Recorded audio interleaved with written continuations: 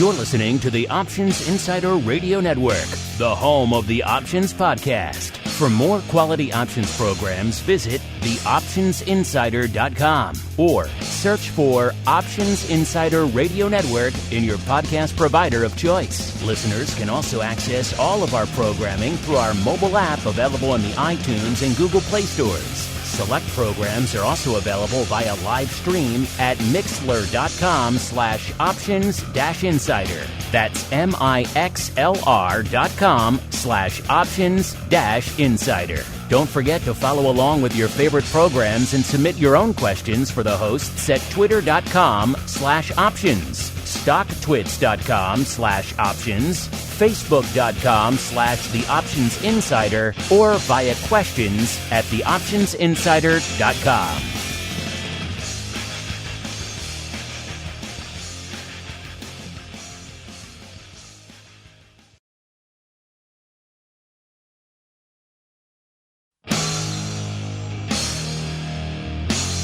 And now, it's time for the show that breaks down the options market from unusual activity alerts to market analysis, strategy overviews, listener questions, and much more. If it involves puts and calls, then our all-star panel will break it down.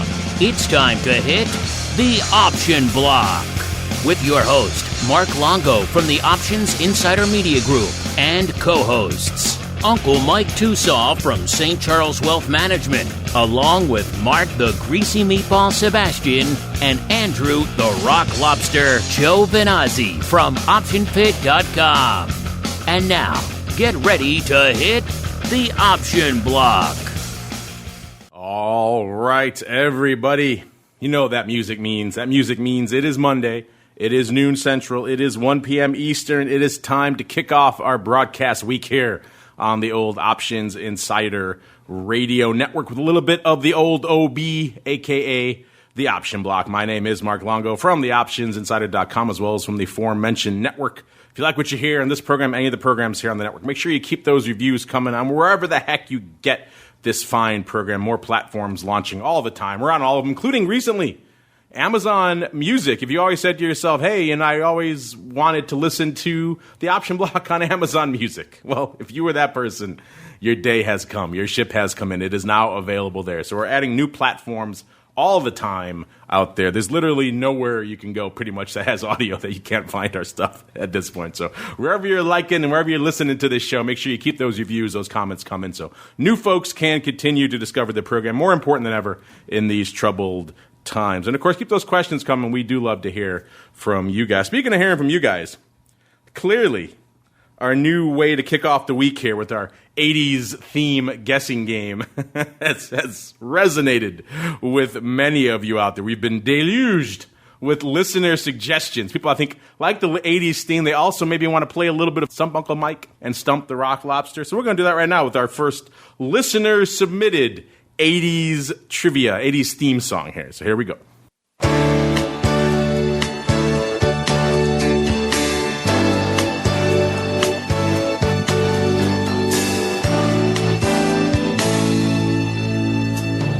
Look at what's happened to me. I can't believe it myself. Suddenly I'm up on top of the world. It should have been somebody else. Believe it or not, I'm walking on air. I never thought I could feel so free. Flying away on a wing and a prayer. Who could it be? Believe it or not, it's just me.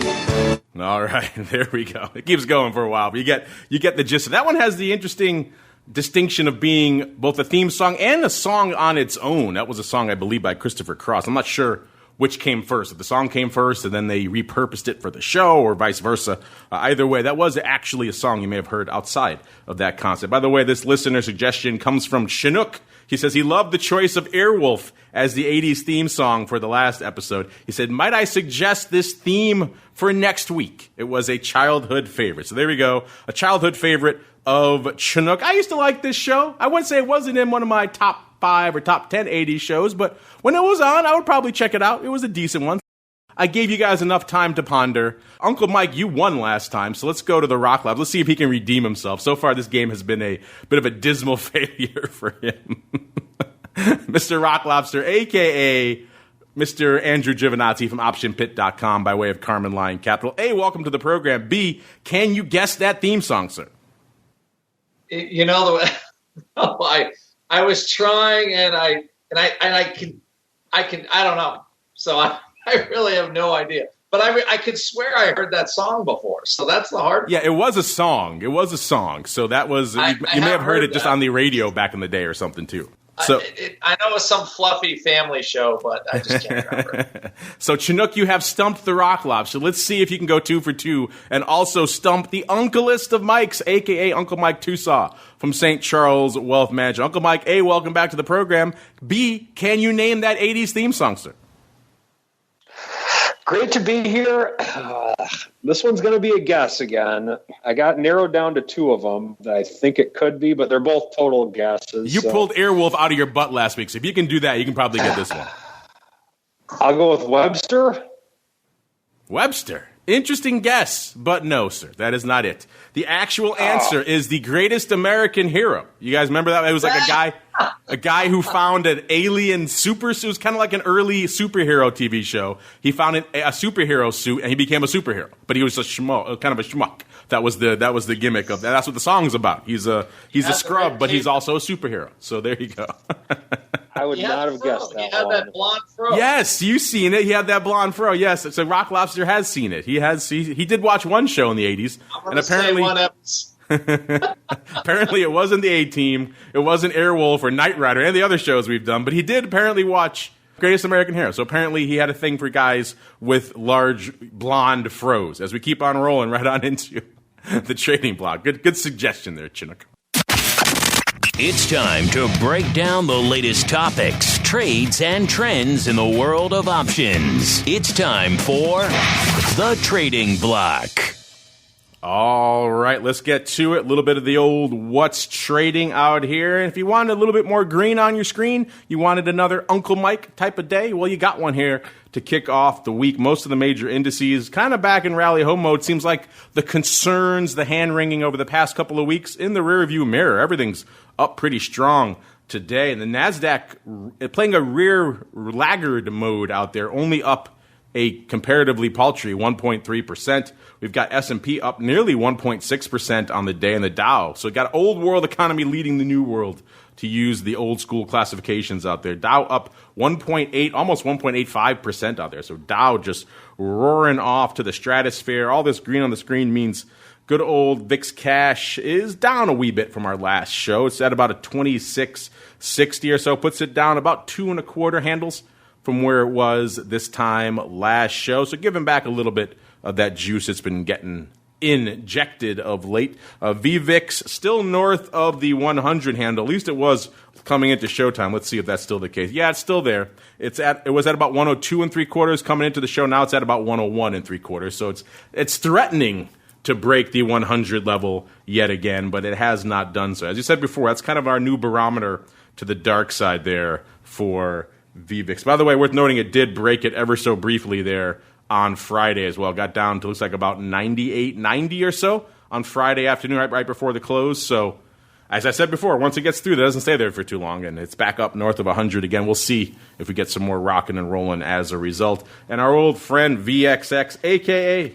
the product so many of you like to fade, getting a little bit of its fade on again. It's at about 25, almost 25.25 right now. It puts it down pretty much exactly a point from where it was this time last show. So a little bit of that fade kicking back in. And since neither of you got the answer right this week, but Mr. Rock Lobster, you did know the blonde fro for the main character of our song. You get to go first, Mr. Rock Lobster. What was lighting up your tape? What is lighting up your tape right now in today's session, sir?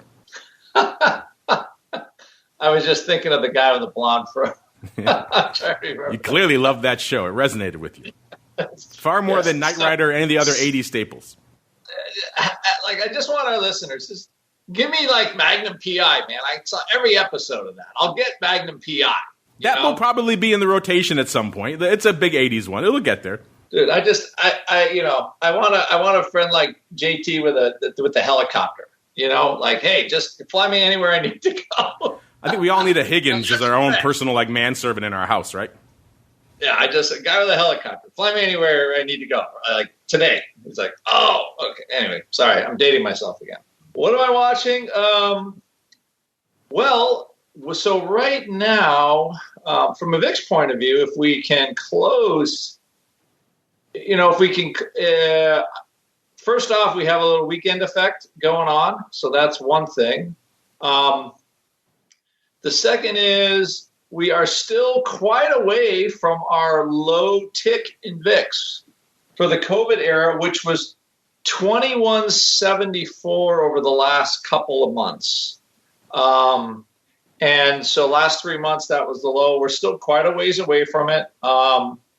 We had that little kick up when SoftBank cornered the market and all the tech stocks. Vol got as high as, I think, VIX maybe 38 intraday briefly one day before it kind of all petered out. A vol point of view, unfortunately, even for my vol trade club, very difficult to trade the vol products right now. They're not moving much because we're locked up in this earnings cycle. I should call it the election cycle. So, that's kind of what we got. Now, I would think maybe the first debate might move things around. I'm looking for some trades in the vol products now. There is some interesting pricing, but you kind of have to go. You have to do a lot of outside the box thinking because there's a lot of, I think, conventional wisdom into how messy the election results will be. But if you don't think they're going to be that messy, or they're only messy for a couple of weeks, there are some opportunities around and some inexpensive stuff kind of post-election. Same thing, though, you still have the October-November cycle and the pricing of that, I believe we were looking at the SPY at the money straddle right in November, and I think we were pricing, we did the show last week, it was around 20, I think I'm going to say $28. Look at the Nova. Now we had two huge days, right? We had an 8-handle day Friday, and a 5-handle day today, almost 6 handles today. So that's right there, 14 handles. That was half the straddle in 2 days. So that Nov 20 straddle obviously priced correctly because if you get half the straddle move in 2 days, it's not that cheap.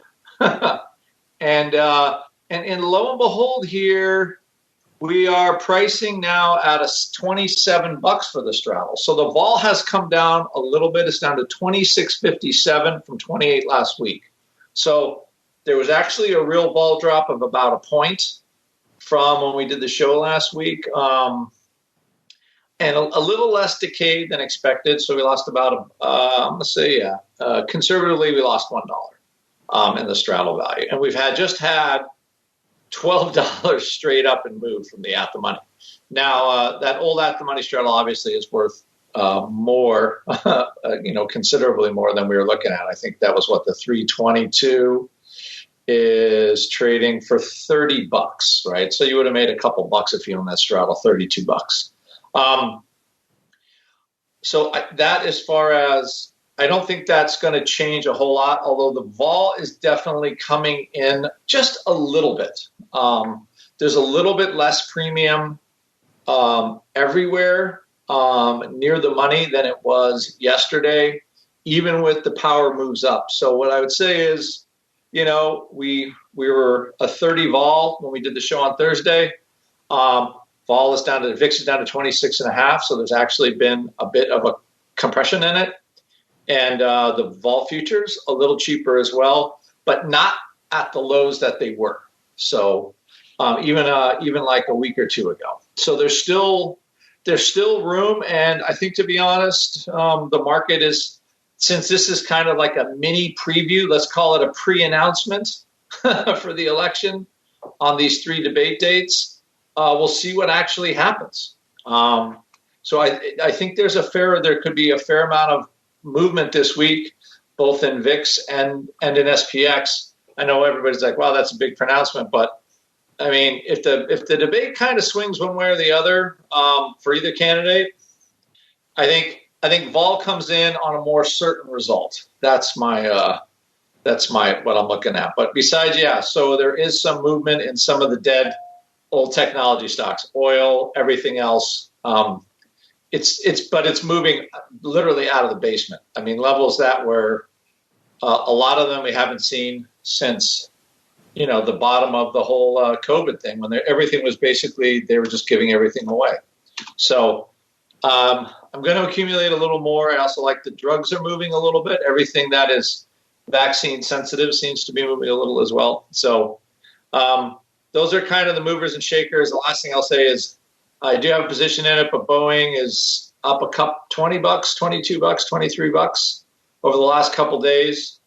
So it does look like it has a little life left in it. I think the EU is going to certify the MAX jet, which is a big, if we ever get back to normal, maybe Boeing gets back to making money again. So let's see how much of their stock they're going to buy back, though, in the next 10 years.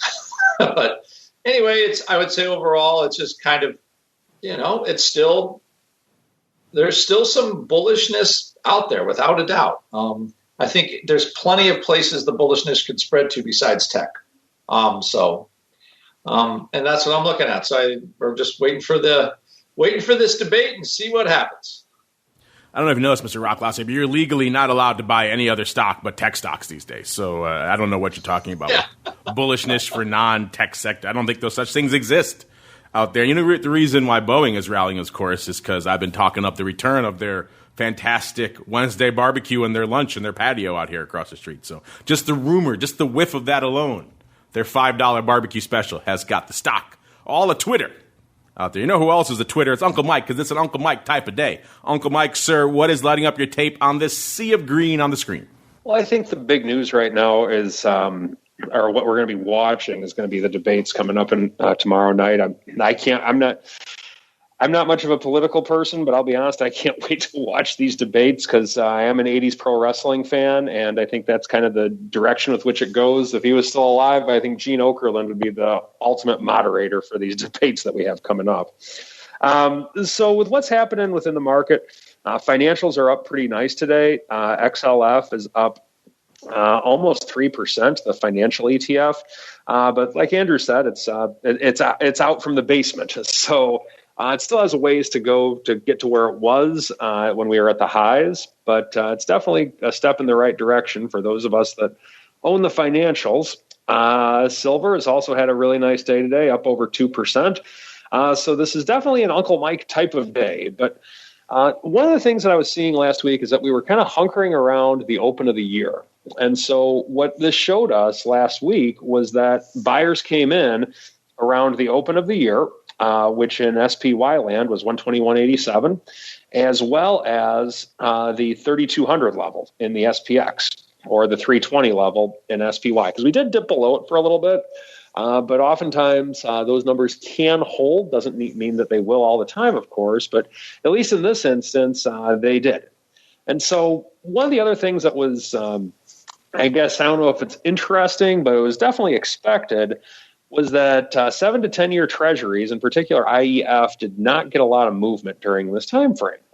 And why is that? Well, a couple of reasons. Reason number one, it's not going to go up much higher just because of the fact that there's not going to be a mad rush of people buying bonds to get a 0.5% yield on it or whatever it is right now. So when that happens and there's nowhere else for money to go, markets had a sell-off, no question about that, from where their highs were. We had, I believe, roughly an 8% sell-off in the S&P 500. I think maybe it was 9, somewhere around that area from its peak a couple of weeks ago. But I think what was happening was that people were realizing, well, where the heck else am I going to put this money? I can put it into something safer. Well, in reality, with the amount of gain that I'm getting from putting it into something safer, i.e. bonds, well, I might as well just take my chances on the market at this point in time. So I think we were seeing a little bit of that, at least from Friday and today when markets have recovered a little bit. So we do have something going on along those lines. Now, what's going to be interesting is to see if we can continue to follow through on this and start getting buyers to come into, or more buyers, I should say, to come into the Apples, the Teslas, and the tech companies along those lines. And final point of what I would say on here of where I could see this market rallying more is we could get some FOMO money, some fear of missing out money coming into this market.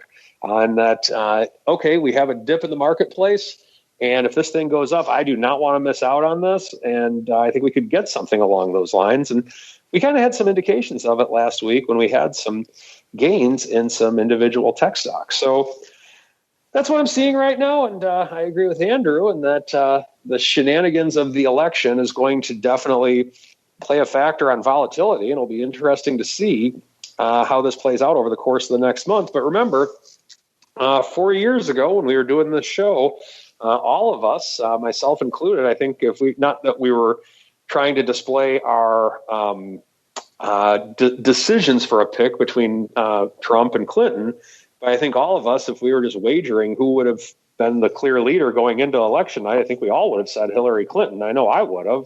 But remember, polls aren't always necessarily totally accurate, and anything can happen on election night. And that is my final thought. We have learned that repeatedly over the last decade and change out there. Just go back to Bush-Kerry, and his team thinking exit polls had Kerry winning earlier in the day there. So they can't predict these things the day of the election, let alone months out from the election. I'm with you, too. I think shame good old Mean Gene couldn't be the moderator for this one. Would have made a fun time for all out there. Let's see if the markets are having a fun time out there today.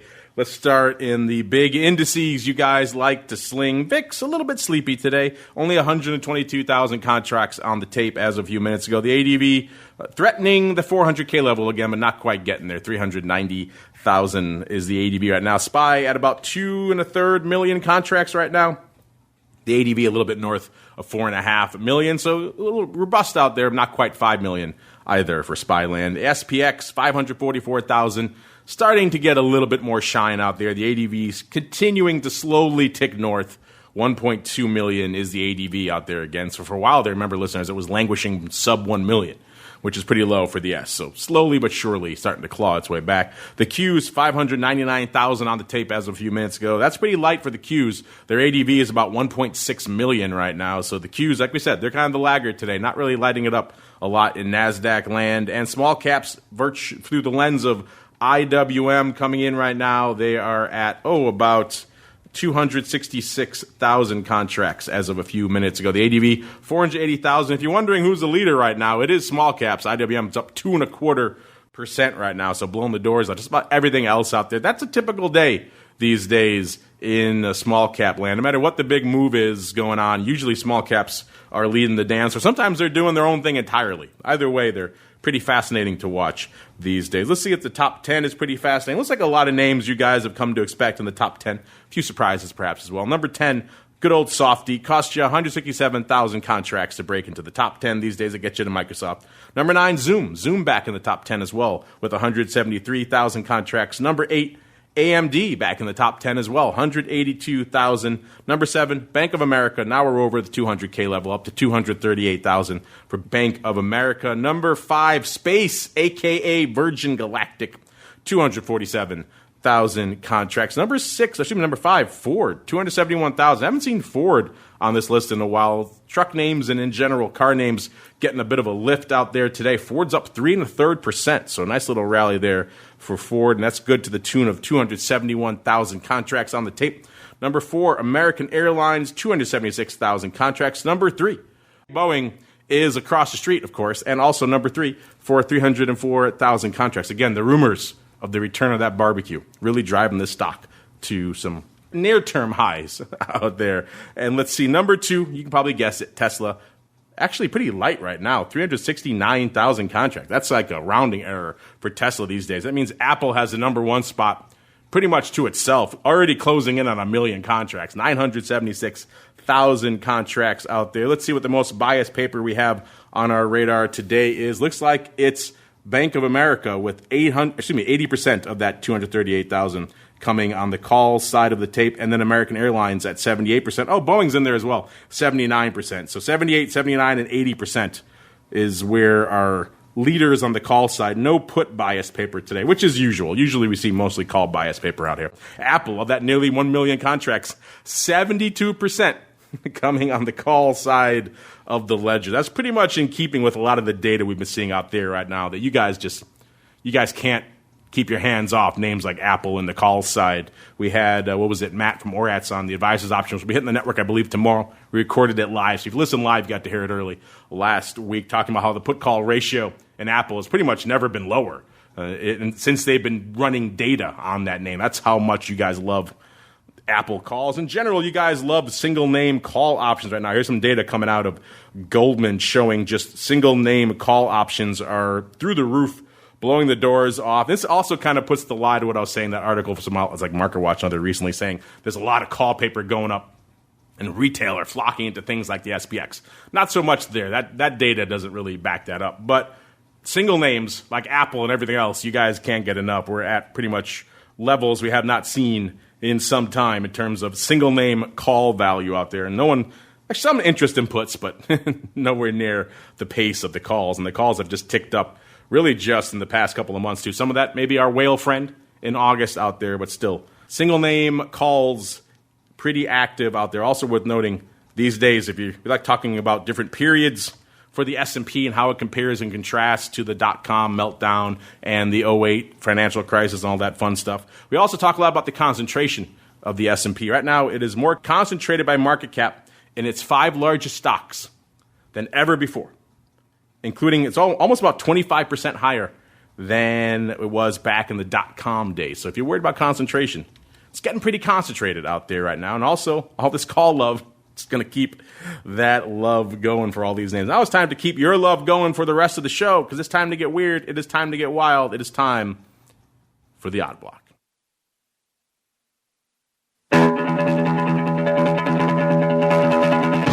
It's time to break down the most interesting, unusual, and downright questionable options activity that's been identified by theoptionsinsider.com. It's time for the Odd Block.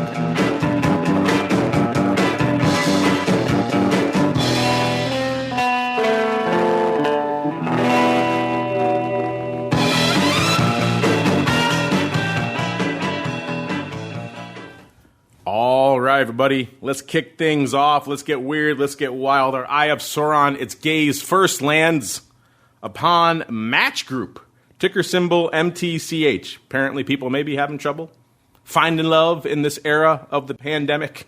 Either way, Match Group having a good day today, up 3 handles, about 3%. It's about 109 out there right now. Ticker symbol MTCH. Listen, this is a name that's had an interesting trajectory over the past year. Year ago was trading about 71.5, and it had a nice rally right up till mid-January. And this one started selling off before we really even saw the COVID start hitting in mass. And by the time the madness really kicked off by mid-March, it was trading 47.5 intraday, Then it started pretty much turning around right away. I guess apparently people thought online dating was going to tick up in in the midst of a pandemic. I'm not sure, because within a week it was not even, about 5 sessions, it was trading 65 again. Then it kind of just took off from there. May 6th was trading 87 1/3. And then we all know the day that it loved, June 8th, it hit, 89.5. This one kept trending upward, unlike a lot of the names we talked about. Got up to 106 by June 29th. And then it recently topped out at 120, almost 121, back on August 5th, and now has kind of given some of that back of late. Now it's at about 109, but still, it's been a pretty impressive rebound for Match. Interesting. I would not have thought that online dating would have been that big right now, because it's kind of hard to do. But let's see what our Eye of Sauron found out there. Looks like it's some puts, and it might be Mr. Rock Lobster. It might be. It has the whiff. It has the air about it of something you love. Dare I say it? Some line in the sand puts? Let's find out. It was the October 90 puts going up for 48 cents. Nearly 16,000 times out there, crushing that bid. The bid was 48 cents. This was opening on the NAM, a.k.a. the NASDAQ options market. Worth noting, our friends over there in Oratz land, this one also came up on their radar as well. It has the highest. It's the number one today's volume versus 20-day average at nearly 7x. That's how they like to rank their candidates over there in ORAT's land. So they also noticed this one as well. Big action. They also noticed the 90 puts as well. So this one coming on a lot of people's radar today out here. Mr. Rock Lobster looks kind of like a duck. Maybe it quacks like a duck. What do you think? Is this one of our old friends, one of your old stalwarts, your old standby, the line in the sand puts? Or do you think something else perhaps is afoot out here? It does have all the look and feel, doesn't it? Of a line in the sand put. It has also the air of a line in the sand put, yes. It also has that sort of, they pick the strike that's kind of the old low or the low of the last, let's say, 3 or 4 months. Low since June, like right around since mid-June was 90. So if you look at the chart, like that 90 tick looks like kind of like a lowish area, but they can get real money for this. So what's their yield for October? So that's a 1 month carry, and they're going to pick up 0.5% for 1 month. So, I'd like a little bit more than that, but because ultimately you got to make a return, right? So they might be looking for a scoop du jour as well. So 0.5%. To buy match at $90, still doing better than a CD. Obviously, a ton more risk than a CD, but that's where they are on it. So I look at this and I say, hey, very, very much line in the sand type put. Yeah, someone looking like they want to scoop some at a little bit south of the 90 strike, getting decent juice to do it, 48 cents. I was just digging while you were talking, and this isn't like a lot of our recent names where there's other flurry of additional paper going up around it. Nope, this was it. About 16,000 is all that's traded. So this one big print crushing the bid. It wasn't one of these 300 here, 500 here, 700 here, none of that kind of nonsense, which kind of obscures what the hell's going on. Then they're lifting offers and hitting bids and doing all this mid-market stuff. None of that. Someone came in and just annihilated this bid to the tune of about 16,000 contracts. This one's kind of interesting. Obviously, he doesn't mind picking himself up some match and also getting a decent level and decent amount of juice to do it. This rally is a little surprising to me. This one seems interesting. I don't know, I guess this is the only game in town. You got to be online, so people are using these platforms. But outside of that, this rally has been pretty impressive in this match group. It doesn't just own Match. They own OkCupid and a bunch of other things out there. They kind of have this category locked up out here. And this one's kind of locked up for us. We're going to keep an eye on it. We're going to come back to it because Mr. Rock Lobster loves to revisit his line in the sand puts. Let's see if this guy kept his roughly 50 cents 16,000 times, or if perhaps other things were afoot. Now let's move on to another one. I do believe this is a newcomer to our Eye of Sauron here, our odd block. This is Bausch Health Companies. They make things for generic drugs for skin diseases and gastrointestinal orders, also eye health. I think Bausch & Lomb, that's all them. Let's see. This is ticker symbol BHC, trading right now $15.32. A year ago, they were trading 21, almost $22. They had a nice rally, topping out at nearly 32 on December 12th. It looks like they kind of plateaued there for a while until about February 20th came along. And you know what happened. It sold off pretty hard, got down to $11.15. So in the span of a few months, they went from about 32 down to $11. So they got clipped pretty hard.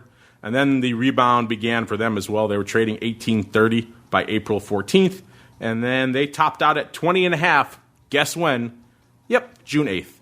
And then they really haven't looked back at that level since. They've kind of been trying to make it and failing and trying to make it and failing. And now they're back down at $15.30. So let's call it the secondary high for the market of June 8th is still holding for this one. Outside of your top 5 crazy names, a lot of names peaked at June 8th and have yet to hit those levels again. Let's see what our Eye of Sauron found out here today. We're going a little bit farther out. We're going out to Jan here.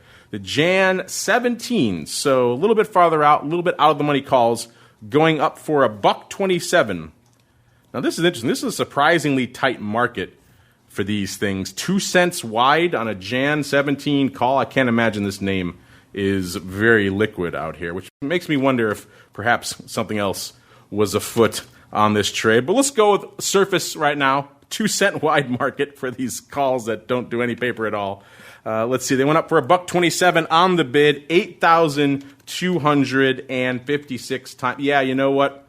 This starts to ring a little bit truer to me now, Mr. Rock Lobster, because there were a total of 10,000 of these bad boys going up in Jan today. And also worth noting, 31,000 of the Jan 21 calls going up today. So a little bit of paper going up in Bausch Health companies today. Let's see, the Jan 21s.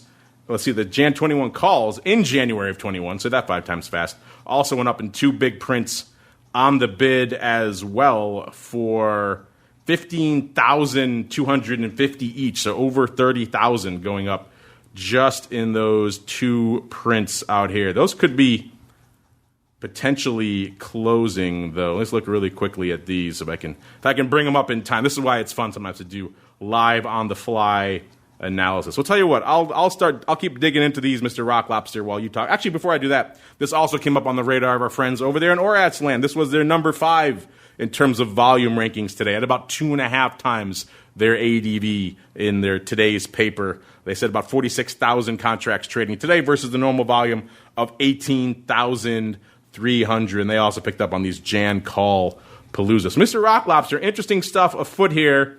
I want to dig into these Jans a little bit to see what's going on a little bit more.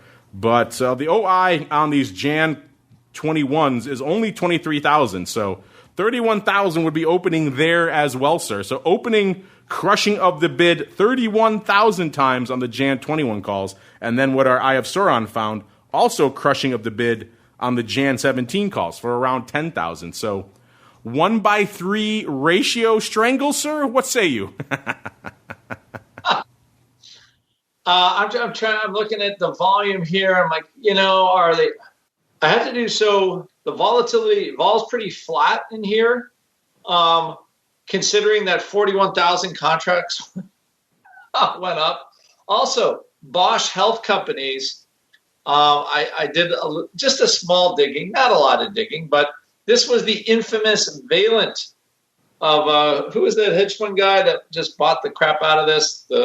He's the guy with the gray hair. What's his name? Ackman? Yeah, Ackman. Wasn't this one of his big longs? And he got out of it, and it's been basically kind of a dead stock ever since, I think.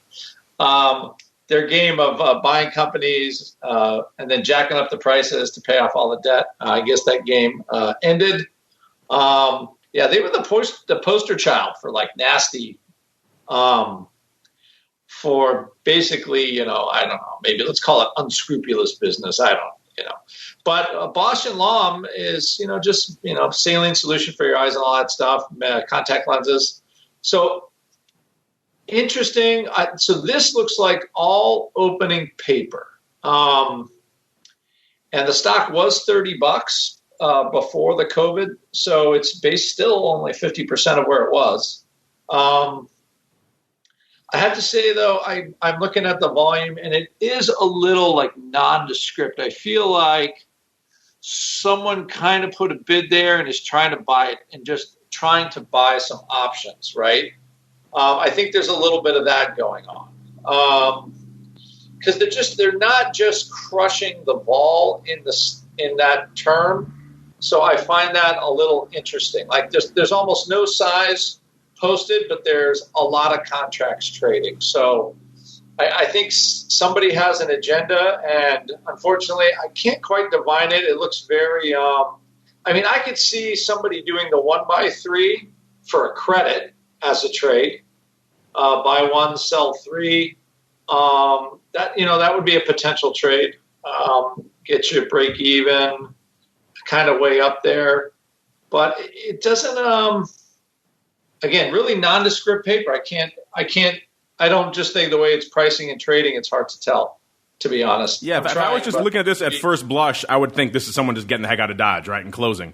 But it's clearly opening, which makes it a little bit weirder. The tightness of these markets is also pretty weird. I was expecting 2-cent wide markets in Jan calls in Bausch Health companies. So you got a good print here as well. So a lot of weirdness afoot out here. So that means we're going to come back to this one, listeners. I don't think it's a 1x3 string. I was joking, but that is how it's lining up here, which is we're in here. Right. The vol doesn't seem to be giving us any hints. This is one of those interesting ones. You got to read into the tea leaves a little bit. We're going to do that and come back to this one, listeners. But before we get out of the odd block and get into some strategery, let's make the Rock Lobster happy because he's a grumpy Gus. Let's do a little bit more reviewing. This time we're going to go back, listeners, because we have our docket of names to review and trades to review is just overflowing. So we're going to go back right now to KTOS Defense and Security Solutions, ticker symbol KTOS. We talked about this name back a little over a month, actually about 2 months ago. It was July 23rd. We talked at the time, it was like a call palooza.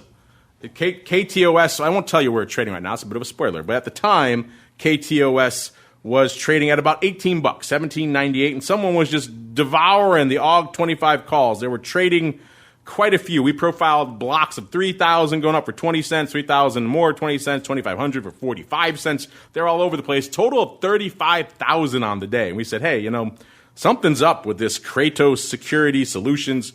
It seemed like some folks wanted to load up on this thing, but also worth noting, as the day went on, a total of about 35,000 calls traded on that strike. And there was a lot of back and forth, clearly, because only about 10,000 or so changed in the OI that day. So it wasn't like 35,000 poured in and that was a whole new position of 35,000. Only about 10,000. So the rest was a lot of churn and burn back and forth throughout the day. Obviously, it was a hot day for KTOS Defense and Security Solutions. And these things traded pretty actively for the subsequent sessions. 11,000 more traded the next day, exact same call, and yet the OI pretty much didn't even blink. So a lot of more churn and burn that day. And then these calls went all the way through to expiration. The stock closed a little bit north of where it was when it traded, but not enough. It was $18.94 on expiration, so it never really threatened that 25 strike. And it looks like the lion's share of these were pretty much still open on expiration, because despite the fact that this strike traded a ton between the trade date and expiration, it never really changed the OI. There was a lot of back and forth. So our friend could have gotten out. It's possible. But the size of OI left at the end of the day was pretty close to what we profiled in the beginning of the day, which was about, when we first profiled this trade, which was about 11,500, still open on expiration. So Mr. Rock Lobster, there's a lot of ways you could read this one as well, depending on which block you look at on the day, which price they went up at. They went up at 20 cents all the way up to 45 cents. So let's say if they got them all off at 20 cents, let's say about 10,000 times, then it's about 200 grand they dropped. If they got them off at 45 cents, then 450 or somewhere in between. We'll just focus on that 10,000, which was the net change in OI of that day, not the total volume of 35,000. But it seems like someone probably dropped somewhere in the neighborhood of close to $250,000 to $500,000. Are you on board with that as well, sir? Or you think something else was afoot in this sea of calls here in KTOS Defense and Security Solutions? I think Kratos just rhymes with crater. That's what looks like what happened to all these calls. They just they went out. They died a very sad death, and I think that's what happens sometimes with calls. A little just somebody trying to make a little dough, and they just died a sad death. Certainly seems like it. It is weird that so much paper went up on this strike in a couple of sessions, and yet the OI didn't really budge. That's a lot of churn and burn for one relatively light name like Kratos. But hey, they had their height. Right now it's trading $19.44, so still a far cry from, let's see if it got anywhere close over the last couple of months. It got topped out at about $21.61 in mid-September, so it never really made it even beyond the expiration cycle out there. It looks like some good money thrown away here in KTOS Defense Solutions. Now it's time for you to learn how not to do such things, because it's Monday. It is time for the strategy block. It's time to dispense options, wit, wisdom, and education. It's time for the strategy block. All right, everybody. It's Monday. It's time for some options, wit, and or wisdom with our resident wisdom and wit guru, a.k.a. Uncle Mike. Mr. Uncle Mike, we were just talking about someone throwing a bunch of money away on calls. Maybe in this environment, you might say to yourself, I wouldn't mind getting a little bit of bullish exposure, maybe through the use of some tactical verticals. But, I don't really like the notion of the theta coming back to haunt me. I don't want to pay that decay. So, Uncle Mike, if I were in such a scenario, if I were such a client coming to your door, mask in hand, of course, what would you tell me, sir? I did a trade like this earlier today, just because, and this is what kind of came to mind. And this is, I can't tell the exact strikes on it, but it is on SPY, as everyone knows. But what I like to do, if I need a few more deltas today, is what I wanted during the morning. And so this is kind of one of my go-tos in a situation like this, but you don't necessarily have to use it in the way that I do. But let's say that you want total exposure to SPY, but you don't want to lose. And you're okay giving up some of the gains, but you just don't want to lose. Well, let's start by taking a look at a $1 wide call spread. Let's say you were to do, and I'm not in this one right now, but let's say you were to do the 334, 335 call spread on SPY. And let's say that you just went out a couple days. You go out to Wednesday. And so if you go out to Wednesday, at first you're thinking, holy cow, Uncle Mike, what on earth are you talking about doing a 2-day call spread when I really don't want any time decay going on? Well, here's how you can pull it off. So right now, the 334, and I'm looking real time at my quotes as I read this, the 334 call is trading at $2.94. And this would be the offer. Let's just assume you just get filled right at the worst possible price. So let's say you get $2.95 for the 334 call, and then $2.36 for the 235 call. So on that, and it just changed. So on that, we have a credit. It's a cost of roughly 68 cents. And sometimes you can get these to where they match the price almost identical. But right now, SPY is trading at $334.64. So you're paying for 4 cents of time decay on this one. But with this, let's assume that you hold this until expiration. You have the 334, 335 call spread. You paid exactly the amount above what the 334 was. So essentially, let's assume you hold this until expiration, which is 2 days. You have the exact same thing in terms of profit potential from where it is right now up to 335.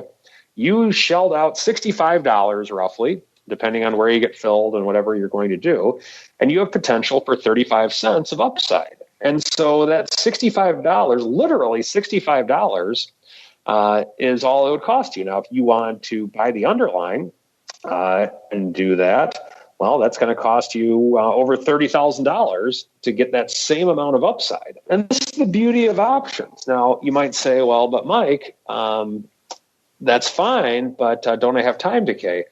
Well, if you can set this up right, a lot of times you can see this trade to where you're getting it to where, assuming the market were to stay perfectly flat until expiration in 2 days, and let's just say that you got out at a perfect price. Well, no, you'd have zero time decay risk on it if you can set it up to where in such a way, which a lot of times you can.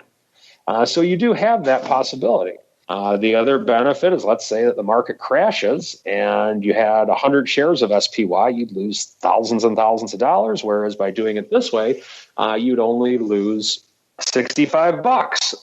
So from the standpoint of leverage potential, this is a trade that's always fascinated me. This has always been one of my go-tos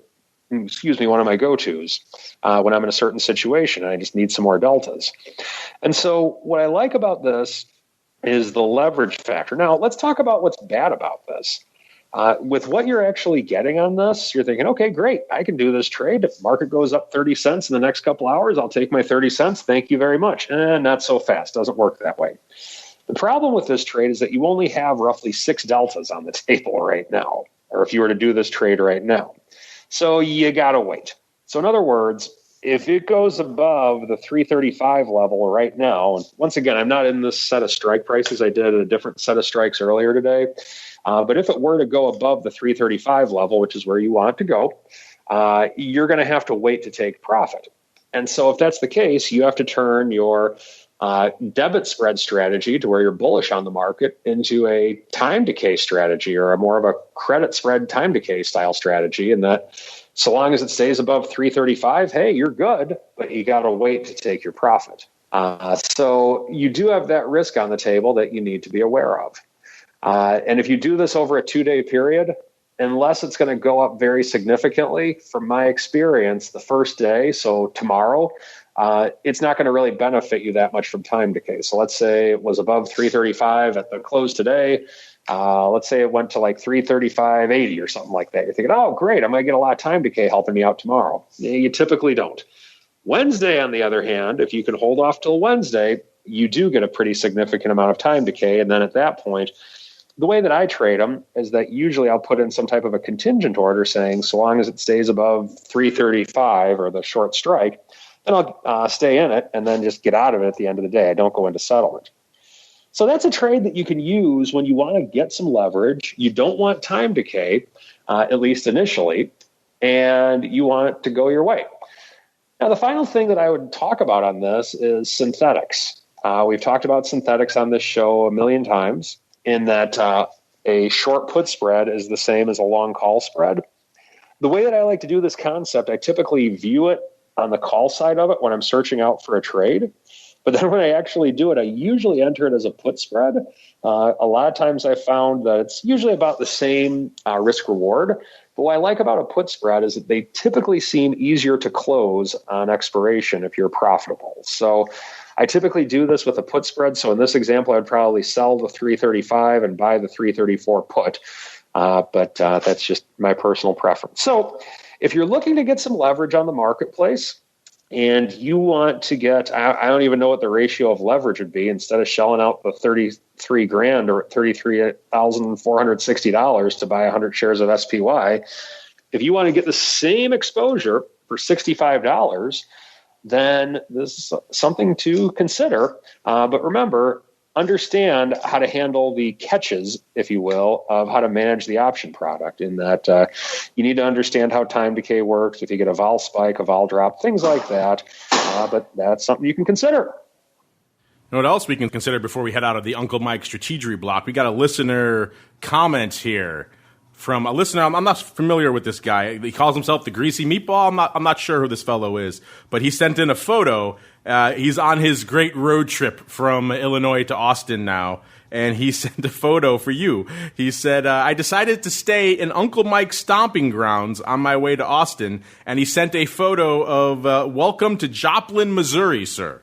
So apparently the Greasy Meatball is in Joplin, Missouri. Are those your stomping grounds, sir? That's where I went to college. That's my college town, Joplin, Missouri. Tell them to go to the Undercliff. It's a neat experience restaurant if it's still around. I'll be sure to pass that along. As we head on into our final segment, it is time to go around the block.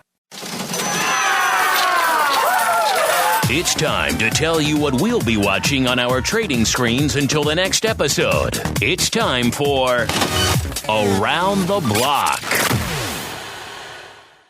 All right, everybody, welcome to Around the Block. Let's see what we're keeping an eye on for the rest of this week until we can gather here together on the show on Thursday. A few earnings still popping off.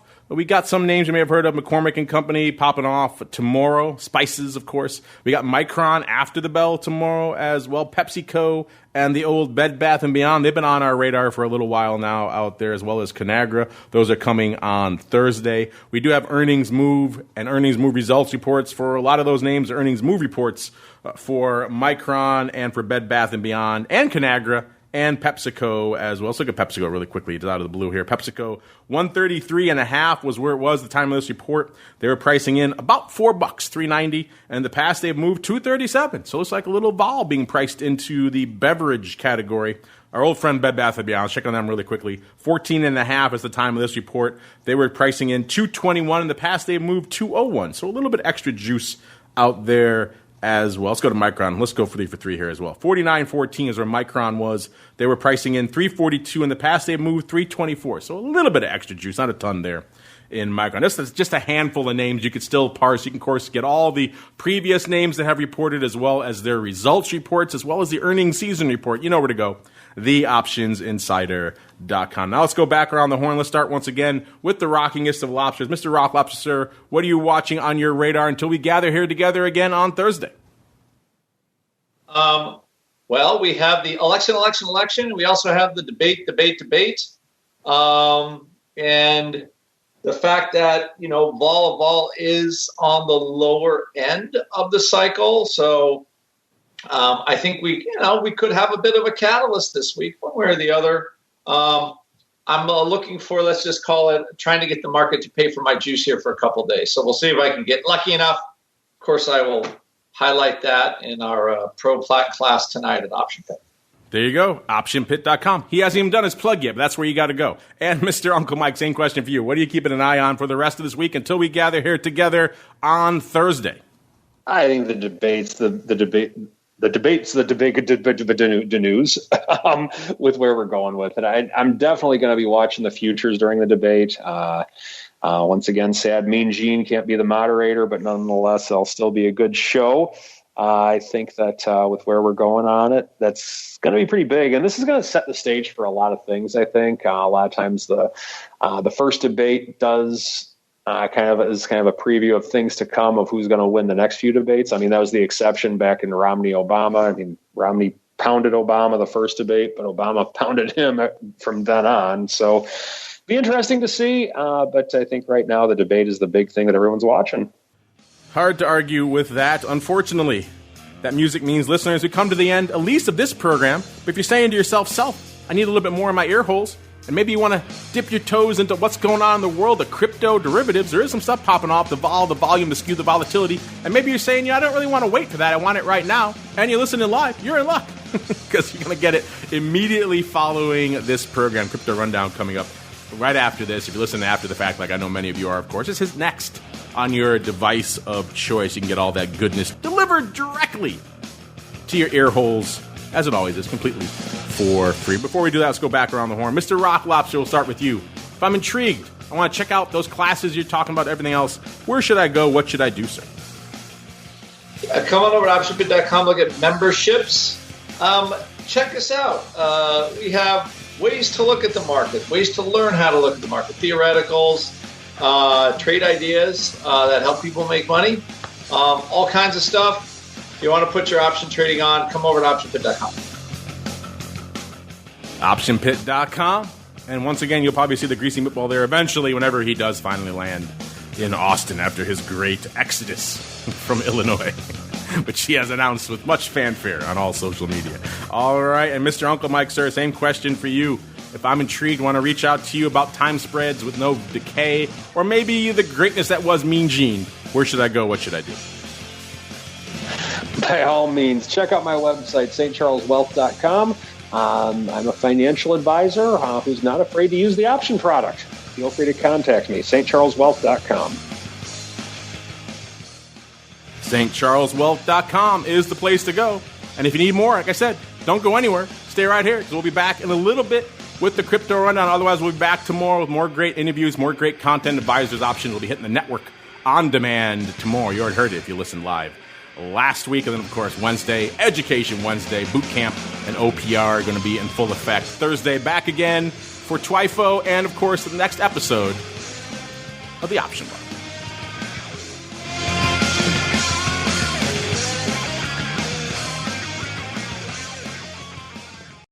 You're listening to the Options Insider Radio Network, the home of the Options Podcast. For more quality options programs, visit theoptionsinsider.com or search for Options Insider Radio Network in your podcast provider of choice. Listeners can also access all of our programming through our mobile app available in the iTunes and Google Play stores. Select programs are also available via live stream at mixlr.com/options-insider. That's mixlr.com/options-insider. Don't forget to follow along with your favorite programs and submit your own questions for the hosts at twitter.com/options, stocktwits.com/options, facebook.com/theoptionsinsider, or via questions at theoptionsinsider.com.